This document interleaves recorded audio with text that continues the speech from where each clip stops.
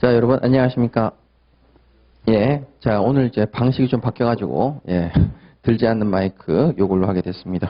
자, 그럼 여러분들하고 이제 저번 시간에 이어서, 예, 소멸시효 부분 좀 정리할게요. 요약서는 87페이지 한번 보시고, 예, 프린트물은 여러분들은 38페이지 되겠습니다. 자, 가도록 할게요. 자, 요약서 87페이지 보시게 되면, 여러분, 자, 1번 소멸시효 대상이 있는데, 거긴 가번에 비재산권이 있고, 시험에 나올 만한 내용이 없다 그랬고, 재산권에서 채권과 채권적 청구권을 이제 나눠서 보셨습니다. 그 저번 시간에 채권에서 봤던 건 뭐냐면은, 채권은 소멸시효에 걸리지만, 유치권이나 질물, 질권, 그 다음에 이제 저당권, 자, 이런 식으로 유치권 행사, 질물 유치, 저당권 등기하고 있을 때, 피담보 채권, 채권은 소멸시효가 어떻게 되느냐? 영향을 받지 않죠. 그래서 채권은 소멸시효가 진행된다. 왜 그러냐면 물권이라는 유치권과 물권의 질권, 물권의 저당권을 행사한다고 해서 물건이 그 자체를 행사한다고 해서 채권 자체가 여러분 소멸시효가 중단된다거나 정지되는 이런 영향을 전혀 미치지 않습니다. 물권과 채권은 서로 별개니까요. 자, 그 다음에 채권적 청구권을 보시게 되면 채권적 청구권은 원칙적으로 소멸시효에 걸리고 소위청 이런 단어, 근저당권 설정 청구권 이런 거 나오면은 이거 등기를 아직 안 했기 때문에 요거는 채권적 청구권이구나 이렇게 말씀을 드렸습니다. 자, 그런데 우리가 올해 이제 주의하셔야 될 것이 자, 그 밑에 보시면 매매 계약에 의한 소위청입니다. 자, 매매에 대한 소위청. 자, 그다음에 여러분 취득시효에 의한 소위청, 취득시효 소위청 이렇게 이제 나눠지죠. 올해 이제 물건에서도 이 두 가지를 구별하는 게 나오기 때문에 여러분 우리도 한번 기억하셔야 됩니다. 자, 매매에 대한 소위청과 취득시효에 의한 소위청입니다. 그러면 여기 부분에서는요, 이제 갑이라는 사람이 을이라는 사람한테 부동산을 이제 매매했죠. 등기는 얘가 가지고 있고요. 뭐 돈은 다 서로 주고받고 서로 다 주고받았는데, 자, 등기는 여전히 갑이 가지고 있다는 얘기입니다. 그럼 여기서 소유권자는 누구냐? 여러분 분명히 법률행위라는 매매를 했는데, 등기를 하지 않았으니 얘는 소유권자가 될 수가 없죠.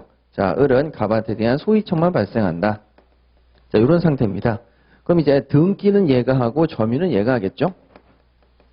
그런데 이제 을이라는 사람이 이 부동산을, 자, 이제 을이라고 하는 사람이 이 부동산을 다시 병한테 팝니다.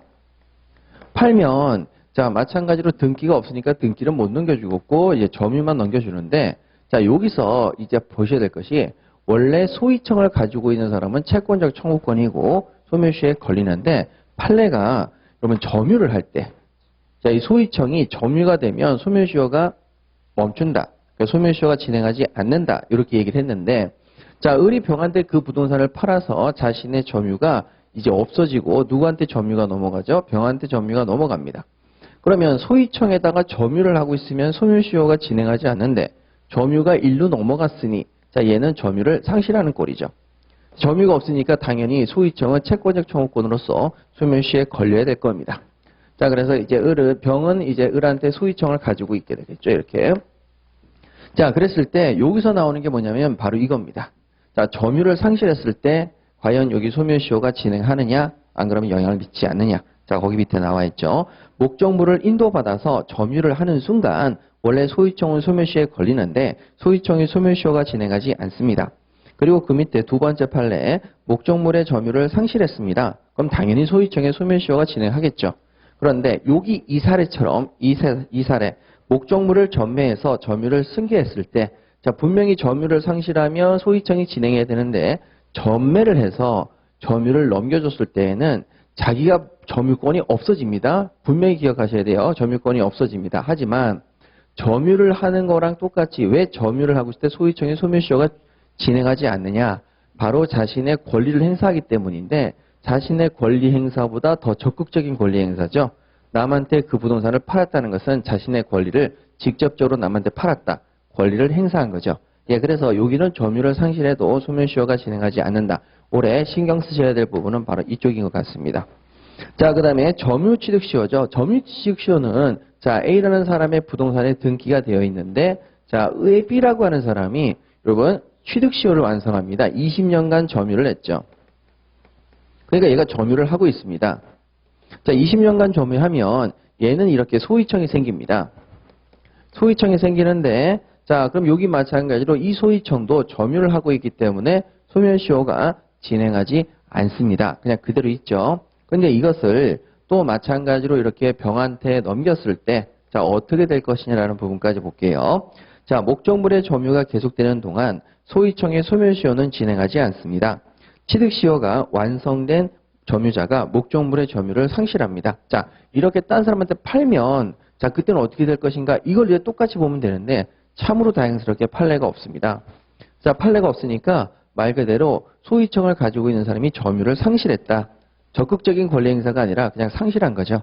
그러면 여러분 이 점유를 상실했을 때, 자, 이 점유가 없어졌을 때 소멸시효는 다시 진행해야 되겠죠. 자, 그래서 소위청의 소멸시효가 진행하고 소위청이 바로 소멸되는 것은 아니다. 여러분 소위청이 바로 소멸되진 않는다. 바로 소멸되지 않는다. 거기다 밑줄 그으세요. 바로 소멸되지 않는다. 이게 굉장히 중요합니다. 원래 소멸시효가 진행한다. 예, 소멸시효 진행한다. 소멸시효 진행하는 것이 바로 소멸시효가 바로 소멸되는 건 아니죠. 소멸시효가 진행한다. 이게 맞습니다. 그 정도 정리하시고, 자, 이제 88페이지 물권과 물권적 청구권 들어가도록 하지요. 자, 물권은 원래 소멸시효에 걸리지 않지요. 그래서 시험에 나오는 것은 A번에 소유권과 점유권 정도 보시면 되고 소멸시효에 걸리지 않습니다. 그런데 물권이 예외적으로 소멸시효에 걸리는 게 있죠. D번처럼 지상권과 지역권은 소멸시효에 걸립니다.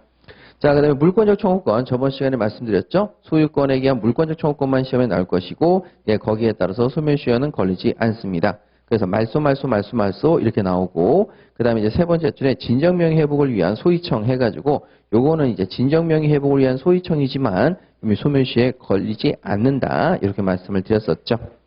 자, 그 다음에 이제 이번에 권리행사에 장애가 없을 것, 넘어가시죠. 이런 거 넘어가시고, 자, 기산점 굉장히 중요합니다. 자, 올해 나올 가능성이 좀 높으니까 별표 3개 치시고요. 3번의 기산점.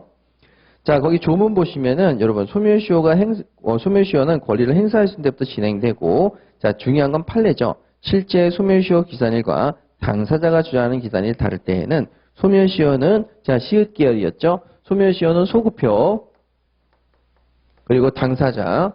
자, 당사자가 주장하는 대로 여러분 입증 책임을 지기 때문에 거기에 나와 있듯이 실제 소멸시효 기산일과 당사자가 주장하는 기산일이 다르면 당연히 당사자가 주장하는 기산일을 기준으로 소멸시효를 계산해 주세요. 그래서 여기도 마찬가지로 당사자가 포인트가 되겠습니다.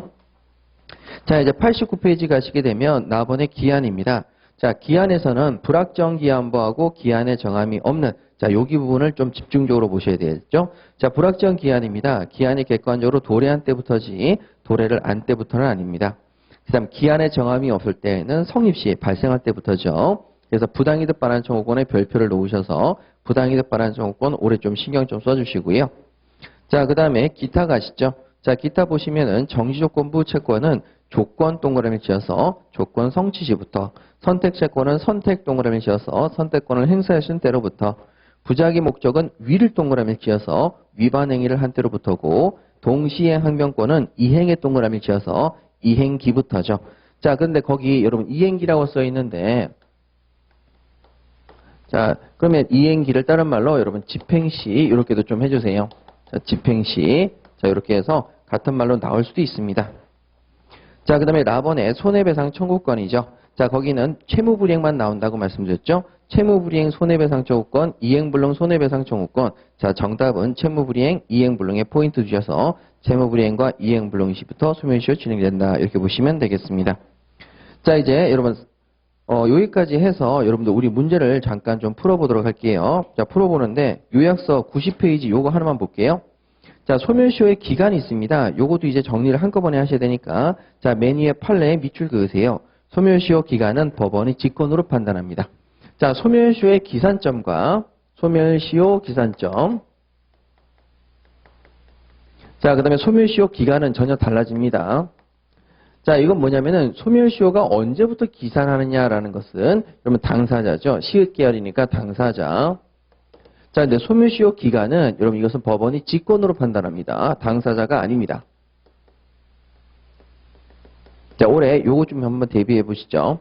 자, 왜 그러냐면 소멸시효 기간은 여러분 요약서 81페이지 보시면 알겠지만 90페이지 보시면 알겠지만 기간을 정해놓은 문구가 한정적입니다. 어디에 어떤 조문이 적용될지를 알 수가 없습니다. 그래서 조문은 적고 그 다음에 실제로 여러 가지 사건들은 많은 거죠. 그래서 그 부분을 적용하는 것을 법원이 할 수밖에 없다. 그래서 기간은 법원이 직권으로 합니다. 자, 그럼 여기까지 우리 한번 문제를 보도록 할게요. 자, 우리 문제지 프린트 38페이지 한번 보십니다. 자, 38페이지에 보시면 1번이죠. 자, 유치권 행사입니다. 유치권을 행사하기 때문에 여러분 그 밑에 그 옆에 소멸시효의 진행에 영향 미치지 않습니다. 자, 그다음에 12번 문제 질권자가 질물을 유치하고 있죠. 물권 행사했다고 해서 피담보 채권의 소멸시효는 진행한다 이렇게 돼 있죠. 예, 소멸시효가 진행합니다. 그러면 위에 소멸시효 진행에 영향을 미치지 아니한다 밑줄 그으시고 두 번째 소멸시효는 피담보 채권의 시효는 진행한다. 같은 말입니다. 시효는 진행한다. 그 다음에 시효 진행에 영향을 미치지 않는다. 시효 진행에 영향을 미치지 않는다는 것은 시효가 진행한다는 얘기입니다. 1번. 그래서 1번과 2번 절대 헷갈리시면 안 되고 자 이제 3번 갈게요. 근저당권 설정 등기 청구의 소재기 밑줄 그으십니다. 근저당권 설정 등기 청구의 소재기 자 여러분 설정 등기 청구죠. 여러분 채권적 청구권입니까? 물권적 청구권입니까? 채권적 청구권이라고 써주시고 채권적 청구권을 행사하면 당연히 채권의 소멸시효가 중단됩니다. 그래서 피담보 채권 여러분 소멸시효 중단 효력이 없다가 아니라 있다. 자 그래서 채권을 행사하면 채권은 소멸시효가 중단되고 물권을 행사하면 여러분 물권은 채권은 소멸시효 진행합니다. 자 그 다음에 여러분 거기 나와 있는 4번 당사자가 본래 소멸시효 기산일보다 뒤의 날짜를 기산일로 주정합니다. 법원은 본래 소멸시효 기산일을 기준으로 소멸시효를 계산하느냐. 기산일이죠. 소멸시효의 기산일입니다. 당사자가 주장하는 쪽으로 가주세요. 18번입니다. 어떤 권리의 소멸시효 기간입니다. 여러분 소멸시효 기산점이나 기간입니다. 기간은 법원이 직권으로 판단합니다. 당사자 주장 아니죠.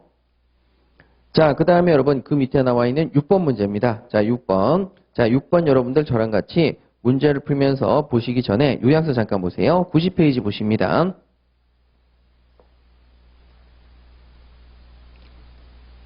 자, 보시면은요. 자, 6번입니다.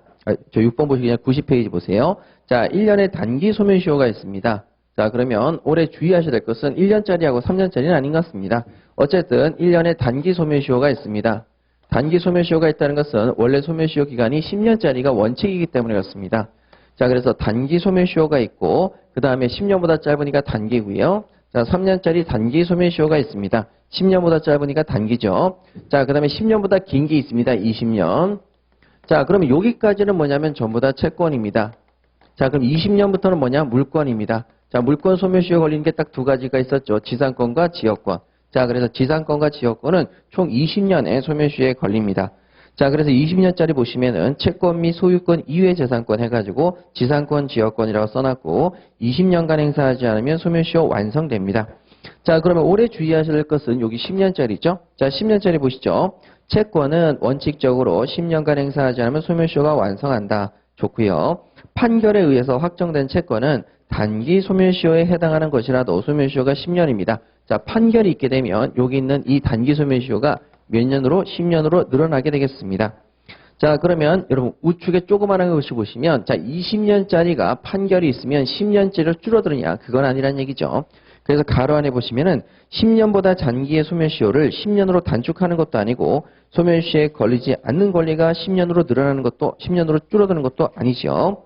자, 이런 식으로 여러분 확인만 한번 해보시고 자, 그럼 저랑 같이 이제 뭐를 보시냐면 문제 6번 보시겠습니다. 프린트물 6번 38페이지 보시죠. 자, 여러분 이건 특별한 건 아니고요. 유치권의 피담보 채권의 소멸시효 기간이 판결 확정 판결 등으로 10년으로 연장됩니다. 자, 그럼 유치권 한번 볼게요. 자, A라고 하는 사람이 자, B라고 하는 사람한테 자, 이렇게 자, B가 A한테 3천만 원 받을 게 있습니다. 자, 그럼 이게 무슨 얘기냐면, 자, A라고 하는 사람이 B한테 자기 집에 보수를 맡겼는데, 수리를 부탁했는데, 수리를 얘가 해줬어요.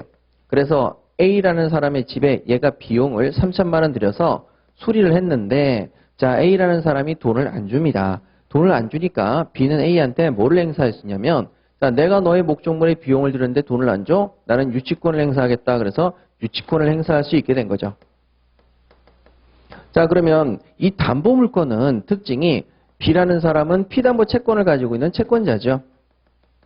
자, 그 다음에 유치권을 행사하니까 당연히 여기에 따른 여러 물권자의 지위도 같이 가지고 있습니다. 자, 그럼 아까 전에 공부했던 게 유치권을 행사한다고 해서 자, 피담보 채권에 영향을 미친다, 안 미친다? 안 미치죠. 그래서 소멸시효는 계속 뭐하죠? 진행하죠. 그래서 소멸시효 진행하는데 요거는 1년짜리 아니고 3년짜리 아니니까 10년짜리 채권이고 10년이 지나면 소멸시효가 완성이 되죠. 완성이 되면 없어집니다. 자, 이렇게 이제 진행이 되는 건데 여러분 유치권이라고 하는 거 자, 이렇게 이제 여러분들 정리하시고 자, 그러면 여기서 지금 물어보는 문제가 뭐냐면은 자, 얘가 B가 A를 상대로 소송을 걸었습니다. 그런데 요 제가 지금 이 10년짜리라고 말씀을 드렸잖아요. 근데 반대로 자, 요걸 1년짜리 소멸시효가 걸리는 대상이라고 한번 가정을 해보죠. 만약에 이게 1년짜리 소멸시효에 걸린다면은 자, 그럼 1년이 지나고 나면 채권이 소멸시효가 완성이 될 것이고 유치권이 사라질 겁니다. 자, 그런데 B가 A를 상대로 재판상 청구를 했습니다.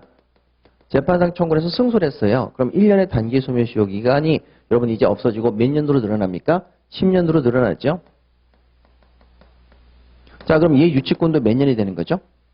10년. 자, 그래서 여러분 거기 보시면 유치권의 피담보 채권의 소멸시효 기간이 확정 판결 등으로 10년으로 연장됐을 때 유치권이 성립된 부동산의 매수인. 자, 이 부동산을 유치권이 성립되어 있는 이 부동산을 여러분 C가 매수를 했습니다. C가 매수를 했는데 자, 매수된 매수인은 종전의 단기 소멸시효를 원용할 수가 있느냐? 야, 1년 지났으니까 너 채권 없어졌잖아. 그 유치권 행사 못해. 자, 이렇게 얘기할 수가 있다 없다? 없다는 거죠. 자, 그렇게 확인만 해주시면 되겠습니다. 자, 이제 여러분들하고 이제 소멸시효 중단 파트로 넘어가 보도록 하죠. 자, 올해 소멸시효 중단은 굉장히 중요할 것 같습니다. 취득시효 중단하고도 연결이 돼서.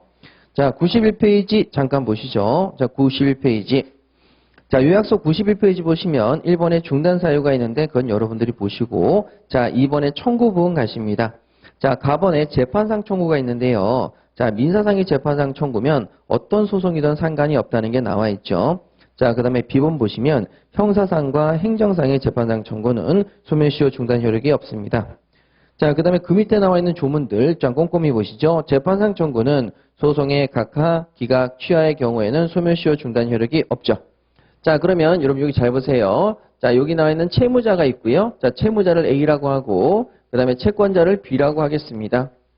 자, 그러면 이 채무자는 A고 채권자는 B인데 자, 소송이 재판상 청구라는 것은 B가 A를 상대로 소송을 거는 겁니다. 채권자가 채무자를 상대로 소송을 거는 거죠. 자, 그럼 이제 재판상 청구를 하면 소멸시효가 중단되느냐라고 했을 때 자, 조문이 나와 있죠. 뭐라고요? 각하, 취하, 기각 이렇게 되면 소멸시효 중단 효력이 없습니다. 소멸시효 중단의 효력이 없죠. 그런데 자, 인용을 하게 되면 자, 그 사람의 주장이 받아들여지게 되면 소멸시효 중단 효력은 당연히 생깁니다. 이건 너무 당연하기 때문에 민법 규정이 없습니다. 자, 민법 규정이 없죠.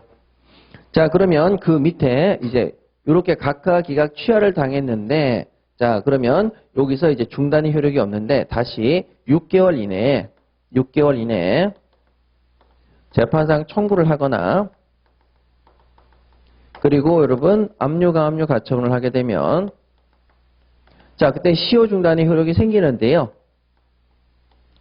요때서부터가 아니라 여러분 요때서부터입니다. 자, 요때서부터 여러분 소멸시효 중단 효력이 생기죠. 자, 그래서 거기 소송의 각하, 기각, 취하된 경우에 6개월 내 재판상 청구나 우측에 압류강압류 가처분을 할 때에는 시효는 최초의 재판상 청구로 인해서 중단된 것으로 본다. 자, 최초죠. 최초의 재판상 청구입니다. 자, 포인트가 최초다 말씀드리고요. 자, 그 다음에 응소 가시죠. 응소. 자, 응소라는 것은 뭐라고 하는 거냐면 A가 소송을 제기하는 데 대해서 B가 거기에 대해서 응한다. 그래서 이게 응소입니다. 자, 응소는 채무자가 채권자를 상대로 소송을 제기하는 거죠.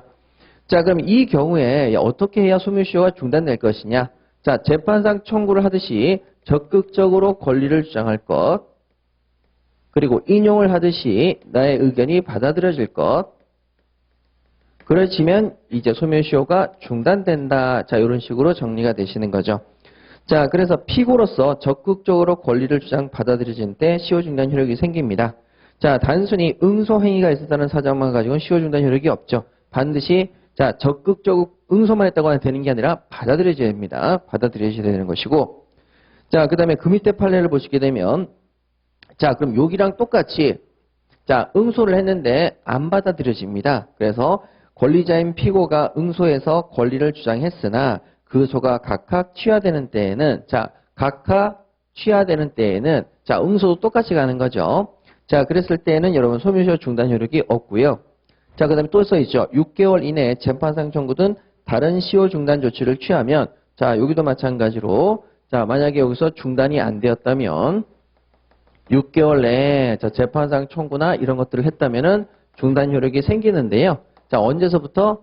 요때서부터가 아니라 바로 응소시부터. 자, 그래서 거기 밑줄은 응소시부터 소급해서 여러분 시효 중단 효력이 있다. 자, 응소시부터. 자, 이렇게 돼 있죠. 똑같죠? 생긴 게. 자, 그 다음에 나번과 다번은 됐고요. 라번도 됐고, 마번도 됐고. 자, 이제 최고 보도록 할게요. 최고. 최고 보시면은 여러분 재판상 청구란 게 아닙니다. 최고는 B가 A를 상대로 소송을 제기하는 게 아니라 재판 외로 청구를 한 겁니다. 돈 갚아라 이렇게 재판 외로 한마디 툭 던진 거죠. 이게 여러분 최고입니다. 자, 최고를 하면 재판상 청구가 아니기 때문에 시효중단 효력이 없습니다. 시효중단 효력이 없는데 자, 어떻게 얘기를 하냐면 위랑 똑같이 얘기하죠. 재판상 청구라면 최고라는데 이거는 시효중단 효력이 없다. 중단 효력이 없다. 중단 효력이 없는데 다시 6개월 내에 재판상 청구나 압류, 가압류 가처분을 하게 되면 중단 효력이 생긴다는 얘기죠. 자, 그러면 거기 보세요. 최고는 6개월 내에 재판상 청구, 그 다음에 여러분 우측에 압류 또는 가압류 가처분을 하지 아니하면 시효 중단 효력이 없다. 만약 하면은요, 시효 중단 효력이 생겨요. 언제서부터? 똑같죠. 최고시부터. 예, 최고시부터 시효 중단 효력이 생깁니다. 똑같이 하시면 되고. 자, 그 다음에 여러분 거기 밑에 판례는 보지 않으셔도 될 것 같고요. 자, 3번 압류, 가압류 가처분입니다. 시효 중단 효력이 있죠. 자, 조문 보시면은 압류, 가압류 가처분을 했는데 자, 그 다음에 취소가 되었다. 그럼 당연히 시효 중단 효력이 없습니다. 자, 그래서 압류, 가압류 가처분도 B가 A를 상대로 압류를 하거나 가압류하거나 가처분하는 거죠. 자, 그런데 거기서 또 특이한 게 있습니다. 여러분, 승인입니다. 승인. 자, 승인은 어떻게 하는 거냐? 똑같이 이렇게 하는 겁니다. A가 B를 상대로 여러분 승인한다. 자, 여러분 여기는 A가 B를 상대로 소송을 걸었는데 거기에 대해서 얘가 응소한다. 이렇게 얘기하는 거고 이거는 진짜 순수하게 채무자가 자기가 승인한다. 지가 한마디 던지고 채권자는 아무런 말 안 합니다. 자, 여기 재판상 청구 채권자가 소송 걸었죠. A 응소는 B가 응했죠. 그 다음에 A는 재판 외 청구 최고를 했죠. 압류, 가압류 가처분도 B가 A를 상대로 한 거죠. 그런데 A가 B한테 단순하게 승인 한마디만 하면 시효 중단 효력이 생기기 때문에 굉장히 특이한 구조를 가지고 있죠. 자, 승인 보시게 되면 승인 시기죠. 자, 소멸시효는 미리 못하죠. 자, 그래서 A번 보시면 여러분 소멸시효 진행이 개시되기 이전에는 시효 중단 효력이 없고 소멸시효 진행이 개시된 이후에만 가능하고 자, 채무 승인이 있다는 사실 채권자 측에서 증명한다. 글쎄요, 요즘에 계속 안 나오더라고요. 자, 승인권자는 꼭 보셔야 됩니다. 시효 중단 효력이 있는 승인에는 상대방 권리에 대한 처분 능력과 권한이 있음을 요하지 않는다. 꼭 별표 2개 지어서 기억 좀 해주시고 그 밑에 의사표시는 패스하셔도 될 것 같습니다. 자, 93페이지 가시죠. 여러분, 자, 5번의 중단의 효력입니다. 자, 거기 부분에서는요, 여러분, 거기 가번의 일반, 그렇게 중요한 부분은 아닙니다. 사실 나번 별표를 3개 놓으시죠. 나번이 제일 중요합니다. 물적 범위는 패스하셔도 될 것 같아요. 자, 그러면 중단의 효력을 잠깐 말씀드리면은, 자, 중단의 효력은 이렇게 시험에 대비하시죠. 자, 뭐냐면, 여러분, 우리가, 자, 여기서 재판상 청구를 했습니다. 재판상 청구를 하면 소멸시효가 중단되는데, 진행하지 않는데, 자, 그럼 언제부터 다시 소멸시효가 진행할 것이냐? 바로 여기서부터 재판상 청구를 했으면, 자, 진행하던 소멸시효가 멈추고, 진행하지 않고, 그러다가 판결이 확정이 되면, 승소가 판결이 확정된 거죠. 승소의 판결 확정이 되면 그때부터 소멸시효가 다시 진행한다라는 거죠. 그래서 재판상 청구 보시면 재판상 청구로 인해서 중단된 시효는 재판이 확정된 때로부터 새로이 진행한다. 자, 이렇게 해서 새로이 진행하죠. 자, 그 다음에 압류 가시겠습니다. 압류. 자, 여기는요, 소멸시효가 쭉 진행하다가 여기에서 압류가 들어갔어요. 또는 가압류를 했어요. 자, 그럼 여기서 소멸시효가 진행하지 않습니다. 그런데 여기서 압류, 가압류가 종료합니다. 종료한 때로부터 다시 채권의 소멸시효 진행하죠. 그래서 가압류의 집행보존 효력이 존속하는 동안에는 효력이 여러분 계속된다. 중단 효력이. 자, 가압류든 압류든 여러분 집행보존 효력이 존속한다. 여기를 보시죠. 집행보존 효력이 존속한다. 자, 그때는 중단 효력이 계속된다. 자, 이렇게 출제가 됩니다. 요거는 여기서부터 소멸시효 진행한다. 이렇게 되는데, 요건 요렇게 진행한다라고 보기보다는 존속하는 동안은 중단된다. 이렇게 출제를 하고 있어요. 그 밑에 가압류 등기가 말소된 때, 자, 종료가 등기 말소죠. 소멸시효 진행한다. 이렇게 판례도 있으니까 확인하시고. 자, 다만 여러분 채무의 승인은 채무자가 소멸시효가 이렇게 쭉 진행되는데 채무자가 여기서 승인을 해버립니다. 내가 채무자 맞다. 돈 갚을게. 자, 그러면 언제부터? 바로 요때부터입니다. 자, 승인한 때로부터 다시 소멸시효가 진행하죠. 그래서 승인한 때로부터 소멸시효 진행한다. 이렇게 세 가지 정도는 꼭 알아두시길 바라고요. 자, 나번에 인적범위 이제 가도록 할게요. 자, 인적범위입니다. 중단의 효력은 중당승 했었죠. 자, 중당승이니까 당사자와 그 승계인에게 효력이 미치겠습니다. 중당승. 자, 그러면 여러분 거기 나와 있는 내용들을 한번 볼게요. 자, 재판상 청구입니다. 엄청 많이 나왔죠. 자, 재판상 청구. 자, 그럼 볼까요? 자, A라는 사람이 있고, 자, B라는 사람이 있습니다. A하고 B가 있는데, 자, A가 얘한테 돈을 빌려줍니다. 3천만 원. 자, 그럼 이제 여러분 채권자죠? 자, 채권자인데, 야, 약속대로 저당권 등기 좀 해줘 해가지고 저당권 설정 등기를 청구합니다. 자, 저당권 설정해달라고 설정 등기 청구권을 행사하지요. 자, 다시 한번 말씀드릴게요. 소멸시효 중단 효력은 누구한테만 미친다? 당사자. 소멸시효 중단 효력은 누구한테 미친다? 당사자. 자, 그러면 여러분 B라고 하는 사람과 A라는 사람이, 자, B가 누구를 상대로 소송을 걸었죠? A를 상대로 소송을 걸었으니까 소송의 당사자는 A하고 B입니다. 저당권 설정 등기 청구권을 행사했습니다. 자, 그러면 아까 전에 했었죠? 채권적 청구권을 행사하면 채권의 소멸시효는 중단된다, 안 된다? 된다. 소멸시효가 중단됩니다. 당사자 사이에 효력 미치는 거죠.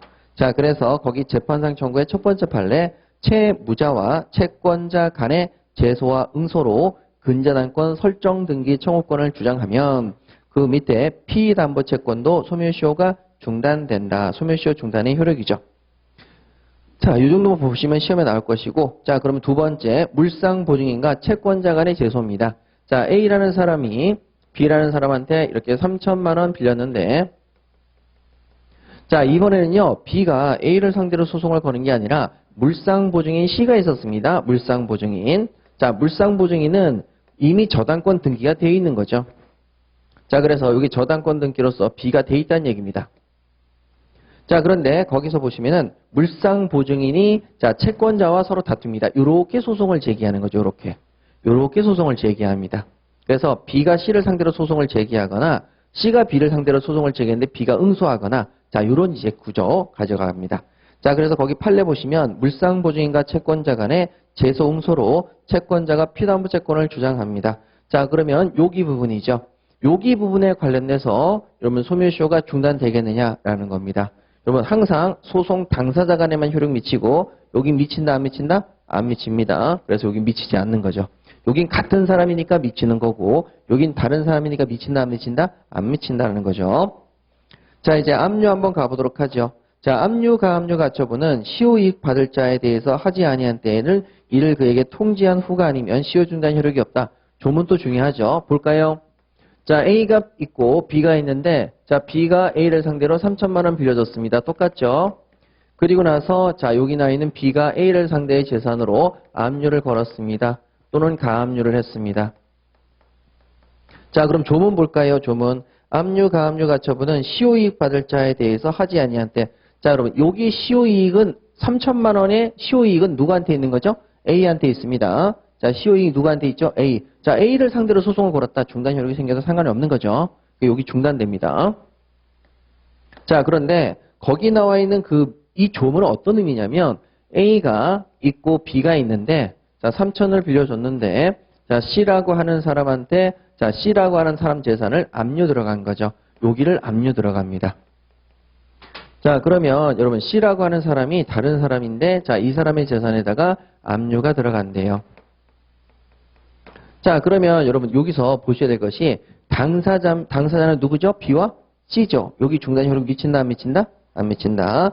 자, 그래서 물상보증인 부동산을 채권자가 압류한 경우 채무자에게 통지하지 않았을 때, 자, 여기 압류를 해서, 자, 압류를 하고, 여기 통지하지 않았을 때, A한테 통지하지 않으면, 그때는 주채무자, 채무자의 시효중단 효력이 없다. 자, 여기 시효중단 효력이 없습니다. 똑같잖아요. 요렇게 압류를 해봤자 여러분 여기는 여러분 시효중단 효력이 있을 수가 없지요. 자, 되셨습니다. 그런데 조문을 다시 읽어보시면 자, 뭐라고 되어 있냐면 이렇게 되어 있습니다. 압류, 가압류, 가처분을 했는데 시효이익 받을 자에 대해서 하지 않았기 때문에 시효중단 효력이 없지만 이를 그에게 통지한 후가 아니면 시효중단 효력이 없다. 자, 만약에 이 압류했다는 사실을 얘한테 통지를 하게 되면 여기도 시효중단 효력이 미친다, 미친다? 미친다. 이런 식으로 이제 가는 거죠. 자, 정리하시면 되겠습니다. 자, 그 다음에 여러분 그 밑에 있는 판례 당연무효의 가압류. 여러분 가압류를 했는데 당연히 무효 효력이 없습니다. 시효중단 효력이 없겠죠. 자, 그러면 93페이지 나와 있는 물적 범위는 신경 쓰실 필요가 없으실 것 같고, 자, 94페이지 소멸시효 정지도 패스하시고요. 자, 이제 95페이지 소멸시효 완성의 효과. 자, 이쪽 부분으로 바로 넘어갈게요. 자, 소멸시효 완성. 여러분 여기 나와 있는 이 네 가지는 어떤 일에서도 기억하고 들어가셔야 됩니다. 시험에서 자주 출제되는 부분이고요. 자, 소멸시효 완성의 효과입니다. 자, 소멸시효 완성이 되면 자, 여기서 이제 소멸시효 기산점. 자, 소멸시효가 진행하다가 재판상 청구 있었고, 자, 그 다음에 소멸시효 재판의 판결이 확정이 되었고, 확정한 날부터 다시 10년 해서 여기 소멸시효가 완성됐다고 치죠. 자, 소멸시효가 완성이 되면, 자, 그러면 시읒 계열입니다. 자, 여기서부터 권리가 사라집니까? 소급합니까? 처음으로 가서 소급해서 권리가 애초에 없던 것이 되죠. 자, 그럼 이거 어떻게 시험에 나오느냐? 자, 첫 번째 조문. 소멸시효는 그 기산일에 소급해서 효력이 생긴다. 소급. 요때부터가 아니라 소급이다. 자, 그래서 거기 밑에 A번, 여러분, 이후, 소멸시효 기산일 이후에 이자 지급을 요구할 수가 있다, 없다? 없다.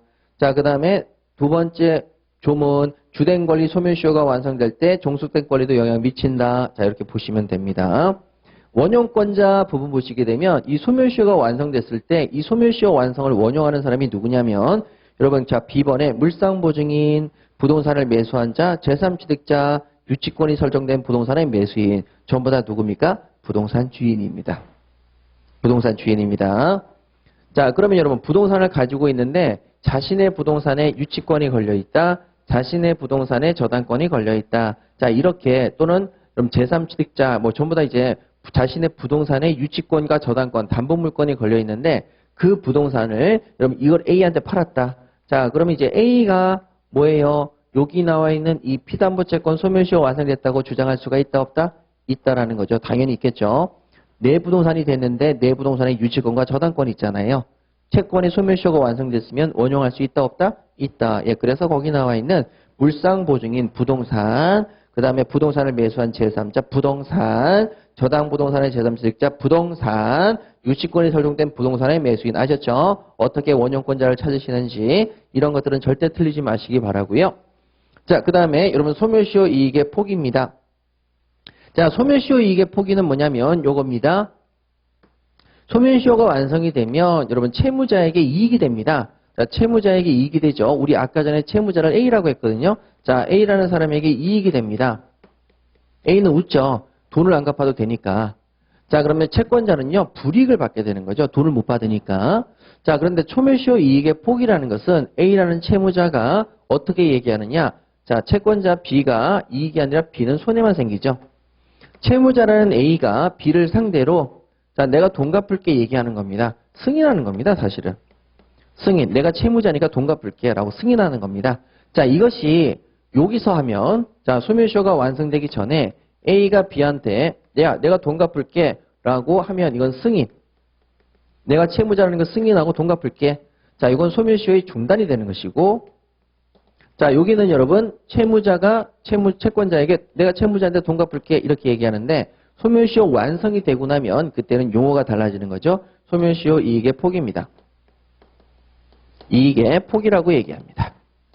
그러면 내용이 똑같다 안 똑같다? 똑같다는 얘기죠. 자, 그러면 여러분 포기 시기도 마찬가지로 여기도 미리 포기하지 못한다. 자, 미리 중단되지 못한다. 미리 포기할 수가 없다. 똑같습니다. 자, 그래서 A번 보시면 소멸시효 완성되기 이전에 승인해왔자 시효이익 포기의 효력이 없다. 자, 의사표시 가시죠. 의사표시도 내용이 똑같습니다. 그런데 C번에 보시면은 자, 시효이익도 의사표시. 자, 의사표시 방법이 동일하게 적용된다. 똑같이 동일하게 적용된다. 동일하게 적용된다. 자, 그 밑에 여기는 여러분 중당승이었죠. 중단의 효력은 당사자와 승계인에게만 미친다. 자, 여기는 포당대입니다. 포기의 의사표시는 당사자와 대리인만 가능하다. 자, 그래서 시효의 완성 이익의 포기를 의사표시할 수 있는 자는 포당대, 당사자와 대리인 되겠습니다. 자, 그 다음에 여러분 여기 부분에서 추정 부분 보시면은, 자, 추정. 소멸시효 완성 후 채무를 승인할 때 알고 승인한 것으로 포기한 것으로 추정한다. 이렇게 되어 있죠. 자, 그러면 이제 96페이지 가시게 되면 포기의 효력입니다. 자, 포기 효력. 자, 여기도 여러분 소멸시효를 진행이 되고 있는데 채무자가 승인하면 승인한 그때부터 바로 소멸시효가 진행했죠. 여기도 마찬가지로 소멸시효 이익 포기했는데 포기하는 순간부터 다시 소멸시효가 진행합니다. 자, 그래서 B번 보시면 소멸시효 이익을 포기한 때로부터 새로운 소멸시효 진행된다. 자, 인적 범위 여러분 거기에 조문만 체크하시죠. 주채무자의 시효 이익 포기는, 자, 주채무자의 주 동그라미를 치시고 소멸시효 이익의 포기는 포 동그라미를 치시고 보증인에게 보 동그라미를 치시고 영향이 없다. 자, 영향이 없다 밑에다가 아니라고 쓰시고 안 하십니다. 주포 보완입니다. 주채무자가 시효이익을 포기해도 여러분 보증인에게는 영향이 없다. 주포 보완. 자, 요 정도 기억하시면 되겠습니다. 자, 그럼 저랑 같이 여러분 소멸시효 중단 관련돼서 그 다음에 문제를 저랑 같이 좀 풀어볼게요. 소멸시효 완성까지. 자, 우리 프린트물 여러분 39페이지 한번 보십니다. 자, 39페이지 보시게 되면 자, 1번이죠. 1번 보시면 소유권 이전 등기를 명한 확정 판결의 피고가 여전히 자신에게 소유권이 있다고 주장하면서 제기한 재심의소. 자, 재심의소. 먼저 여러분 뭘 보셔야 되냐면, 자, 저랑 같이 요거 기억하십니다. 자, 민사소송 소멸시효 중단됩니다. 형사소송 소멸시효 중단되지 않습니다. 행정소송 소멸시효 중단되지 않습니다. 자, 민사소송은 소멸시효가 중단이 된다 안 된다? 된다. 어떤 소든지 형식에 영향을 미친다 안 미친다? 안 미친다. 그럼 여러분 여기서 1번 소유권 이전 등기를 명한 확정 판결의 피고가 여전히 자신에게 소유권이 있다고 그럼 민사상 다투고 있죠. 민사소송이라는 거 확인해 주시고, 자, 그 다음에 재심의소 여러분 어떤 형태든 상관없습니다. 재심의소도 소멸시효 중단되죠. 재심의소 시효 중단 사유가 된다. 자, 그 다음에 여러분 거기 2번입니다. 기존 채권의 존재를 전제로 이를 포함하는 새로운 약정을 하고, 자, 기존 채권이 있습니다. 자, 채권이 있는데, 자, 얘를 포함하는 새로운 약정을 합니다.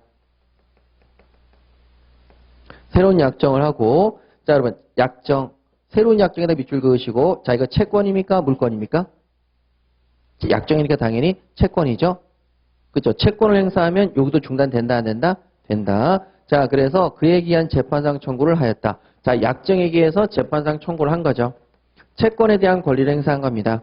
자, 그러면 기존 채권 소멸시효는 새로운 약정에 대한 권리를 행사할 때 중단된다. 그렇죠? 요 채권도 이 채권 행사하니까 소멸시효 중단된다, 안 된다? 된다. 물권과 채권 구별하셔야 됩니다. 자, 그 다음에 여러분 거기 중단의 인적 범위죠. 3번 보시게 되면 여러분 채무자가 제기한 소송입니다. 채무자가 소송을 제기했고 채권자가 비로소 응소했죠. 자, 응소하면 우측에 적극적 권리주장 들어가야 되고 그 밑에 법원에 의해서 받아들여져야 됩니다. 받아들여지면 소멸시효 중단됩니다. 자, 그 다음 4번이죠. 물상보증이 제기한 저당권 설정 등기 말소송 청구 소송에서 저당권자가 응소합니다. 자, 응소해서 여러분 적극적으로 권리를 주장합니다. 소멸시효가 중단됩니까? 받아들여져야 됩니까? 받아들여져야 됩니다.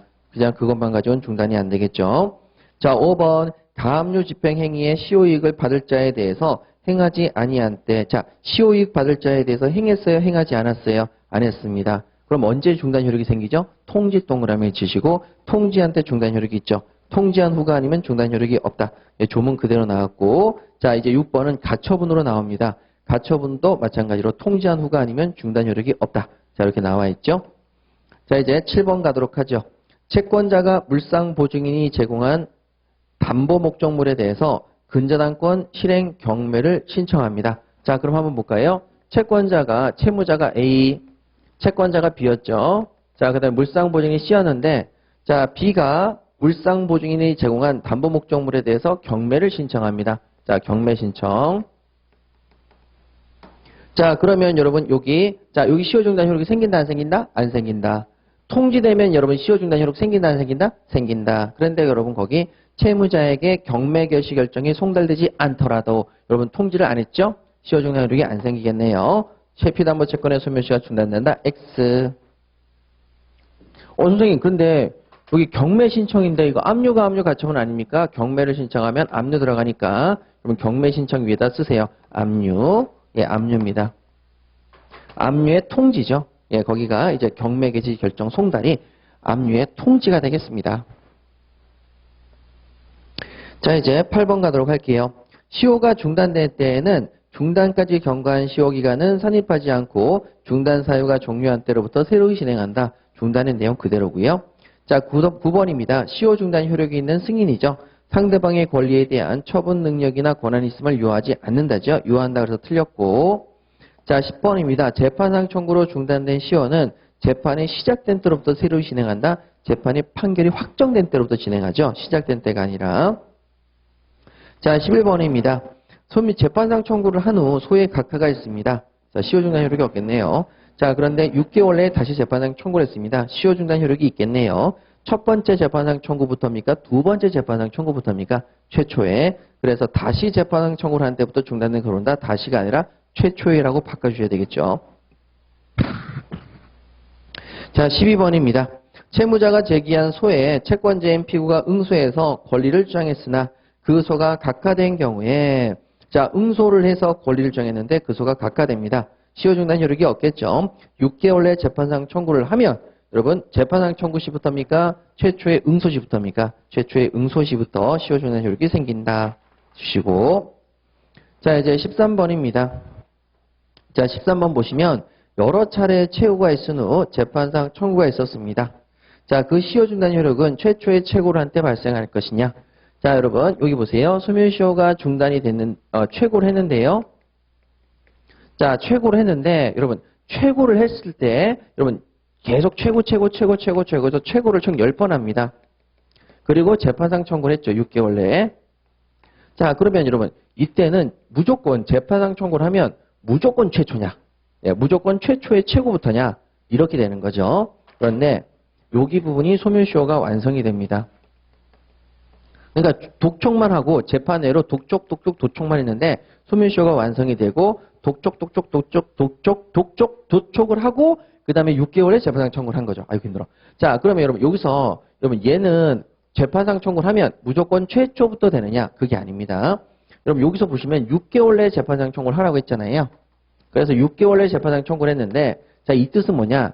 최고를 하고 무조건 6개월 이내에 행사하라는 얘기죠. 근데 여러분 결론적으로 6개월 내에 행사를 했는데 그게 소멸시효가 완성된 이후라면 어떻게 될 것이냐? 이 부분이 되는 겁니다.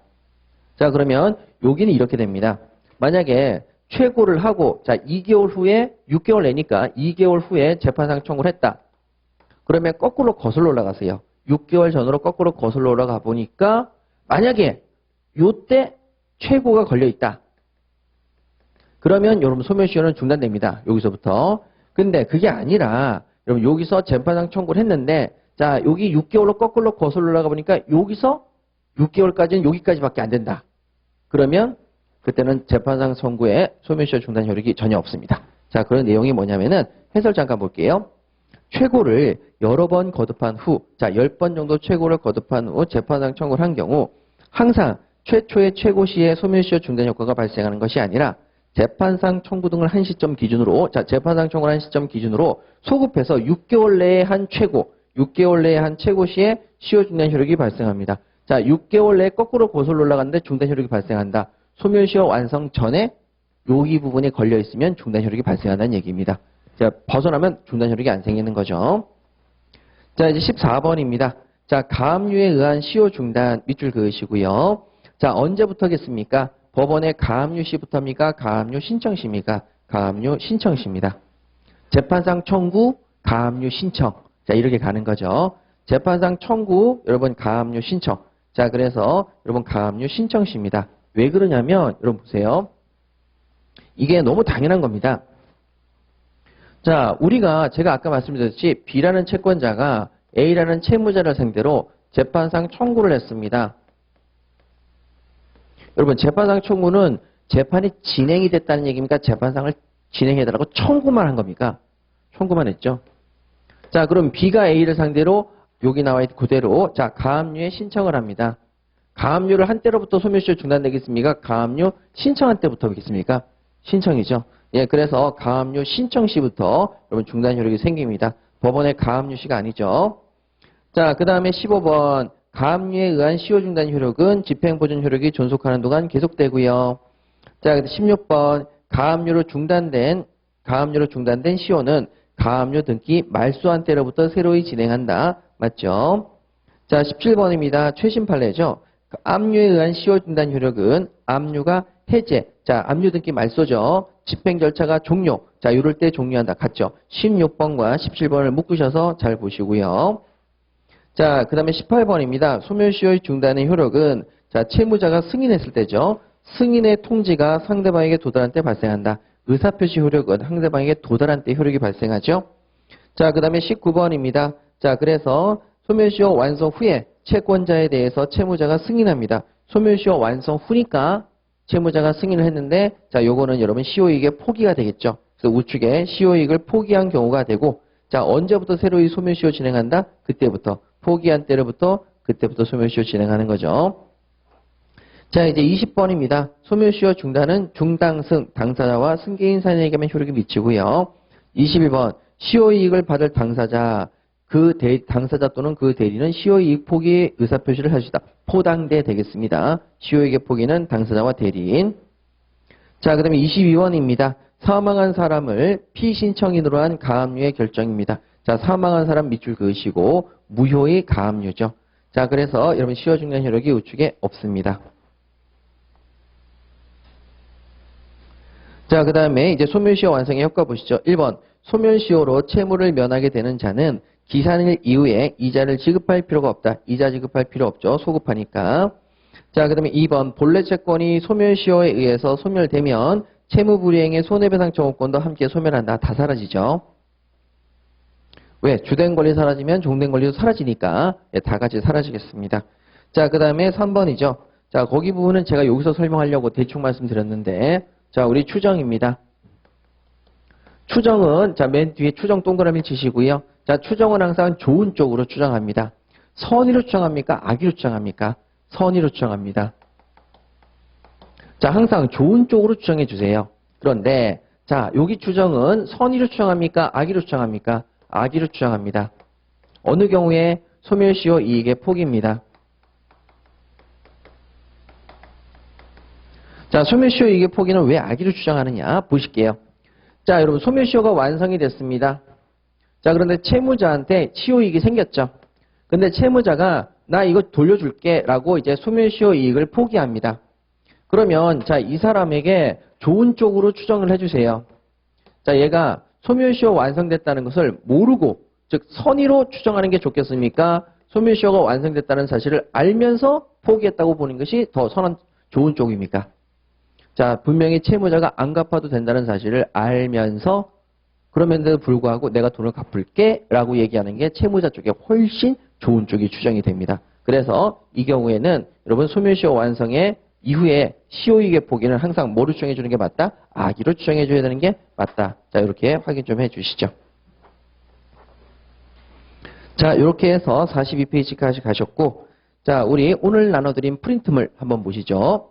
자, 43페이지, 44페이지, 45, 46, 47, 48까지 전부 다 선의, 악의에 관련돼서 그 다음에 선의, 악의 그 43페이지 보시면 선의, 악의의 차별이 있는 거 선의, 악의를 차별하는 경우 자, 그 다음에 45페이지 보시면 선의, 악의의 차별이 없는 경우 자, 그 다음에 46페이지 선의, 무과실 그 다음에 47페이지 무중과실 48페이지 선의, 무중과실 그 다음에 6번에 여러분 무과실 이렇게 해서 시험에 나올 수 있는 것들을 전부 다 테마별로 나눠서 다시 한번 정리를 했으니까 여러분들이 풀어보시면 되시겠습니다. 자, 요거는 이제 항상 해마다 해드리는 건 아니에요. 요건 항상 해마다 안 해드리는 거고 자, 그럼 우리 잠깐 쉬었다가 이제 점유와 점유권 들어가도록 하겠습니다. 잠시만 쉬시죠.